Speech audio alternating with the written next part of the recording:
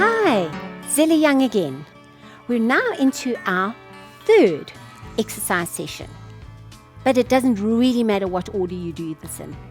This is just about doing something small every day. It's about one small victory.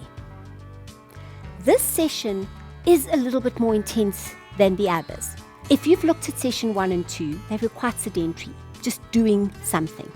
Here, we're still going to use our kitchen or dining room chair, but now we're actually going to get a little bit more active.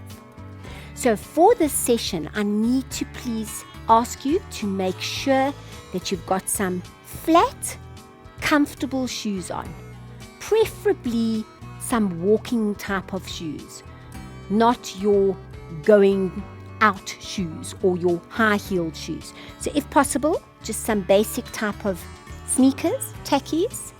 If you need, nice comfortable pair of socks, and really what you're wearing, maybe a nice pair of just loosish type of tracksuit pants and a t-shirt. You don't need to go out and buy the latest Lycra outfit. Right, all you need for this session is some basic equipment like your kitchen or dining room chair, your towel, just to make sure that when you're sweating, you can dab away the sweat. And if you'd like, also just a water bottle with some water that you can sip on if you need to. So what we're going to do in this session is actually use our chair. Now, obviously, how much you are able to do in this session depends on what are your knees like, what is your back like. So I would like to encourage you just to make sure that under normal circumstances, you can in fact stand and sit in a chair normally. If you have a dining room or kitchen chair with hands on the side or handlebars on the side, and you are someone that battles a little bit getting in and out of the chair, that's great. You can use it just to help balance you. So whatever I'm going to show you, I will also show you if you need to balance on the hands of your chair. So like we did in session 1, if you've watched it, but just to recap, we make sure that we're sitting comfortably. Also just remember that some chairs have a different depth to others. So if you're sitting in your chair and your feet aren't touching the ground, that could be a small problem. So you need to make sure that your feet are flat. But very importantly, make sure that you're not sitting back in your chair. You need to sit up and straight. We are now going to stand and sit. So you might need to use your hands on either side to help you stand, and then putting your hands down, guide you back down again. Or you may need to hold on the handles of your chair, help to push yourself up, and just help to guide yourself back down again. I need to please ask, don't use a chair that's got wheels underneath, because you don't want to push yourself up and the chair goes away behind you, or whilst you're trying to sit on the chair that it slips out from underneath you. Remember, at all times, your safety is the most important. So let's start with standing and sitting. Very basic day-to-day activity. So if you are able and you don't need to use the assistance of your chair, hands on your thighs, and now we're going to stand and sit, and stand and sit. If you notice, my body leans slightly forward as I'm standing and as I'm sitting. That's just because it's the nature of the way in which you need to use your body weight to actually assist you standing up and down. Let's try. All together, let's do 8. What you will notice is that you start to feel it in your thighs. The thigh muscles are called the quadriceps. They're 4 groups of muscles, and they're really, really important muscles. They help you walk, climb stairs, sit, stand, etc., etc. Are you ready? Comfortable feet, sitting nicely in your chair. If you need, hold on, and ready, and stand and sit, and stand and sit, and breathe and in, breathe out breathe in, breathe out, breathe in, breathe out, breathe in. How are we doing? Are you joining me? Yes, let's go. 8 and down, 7 and down, 6 and down, 5, and we've only got 4 more to go. Let's go. 4 and down, 3 and down, 2 and down, 1 and down. Remember, the aim of this video is for me to merely show you some really basic exercises that you can do at home.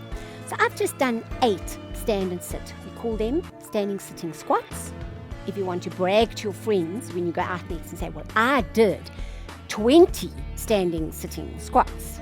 What you need to do is start slowly. So get used to what we're doing. And if you need to work in my time, then find your favorite piece of music and put it on and see, can you do 8? Then can you do 10, 12, 16, 18, 20? So when you're feeling comfortable with 8 or 10 or 12, then set yourself a small little challenge and increase the number that you can do. Again, get your family involved. Let's see who can do more standing sitting squats than the next one. Can you imagine? Your whole family is going to be involved in helping you live your life with diabetes. So we've just done some standing sitting squats. We didn't do much with the arms. So now what we want to do is get a little bit more of the body involved. So now what I'm going to ask you to do, same position as before. Please remember, if you do need to use the handles on the chair or help yourself up, this is how you would do it. So you would push up, then lift, down, place your hands down, guide yourself onto the chair. Or holding on your handles of your chair, help to push yourself up. That in itself is going to work your arms. Then up, down, on the handles of your chair, and back down again. If you don't need to have that assistance, what we're going to do is together stand and down, stand and down. So get a little bit of rhythm going there. You'll notice I'm clicking my fingers. That's really habit, but it's also nice to help you just keep a little bit of rhythm. And up we go, and down, and 2 and down. I'm going to take the pace up just a little bit. So if you can join me, that's great. If you can't, pause me and do it at your own time. I'm sure you're feeling a little bit of fatigue setting into the muscles of the leg. And down. 4 more. Let's go. 1 and down. 2 and down. 3 and down. 4 and down. Fantastic. Well done. You have just achieved another 1 small victory. Let's move on to the next exercise. Again, a little bit more of a challenge. I want you to watch me first. So, we're going to stand, lift, lift, and sit. So the routine is stand, lift, lift, and sit. If you can't lift your knee that high and you're needing that assistance, again, press up, little lift, and down we go. Stand up, little lift, and down we go. So let's do the first one. It's a little bit more advanced. Remember, if you need to help yourself out the chair, you are doing something, and that's great. Ready? Let's go. And up, 1, 2, and down, 2. Up, 1, 2, and down, 2. Up, 1, 2, and down, 2. And up, 2, and down, 2. And up, 1, 2, and down, 2. What you can do is lift and sit. Lift and sit. In fact, your younger family members might want to pick up the beat a little bit. And you can tone it down a little bit. In other words, first stand, then lift, then sit. So 2 alternatives to the same exercise. Stand, lift, lift, then sit. Or stand and lift at the same time and sit. Stand and lift at the same time and then sit. And again, very basic, very simple, what you can do in your kitchen chair at home. Last one for this session. Now we're going to get the body going a little bit. So now, a little bit more advanced. If you've been following me, or if you've put me on pause and you've done your 8 or your 10 or your 12, now we're going to go for one small extra little challenge.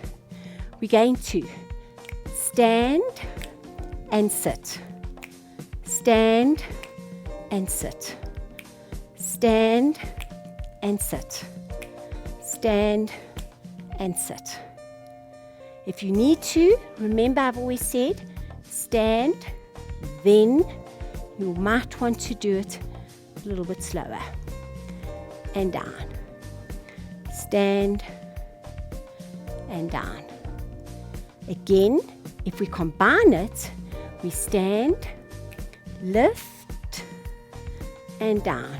Lift, and down. Any variations of this will be worthwhile doing.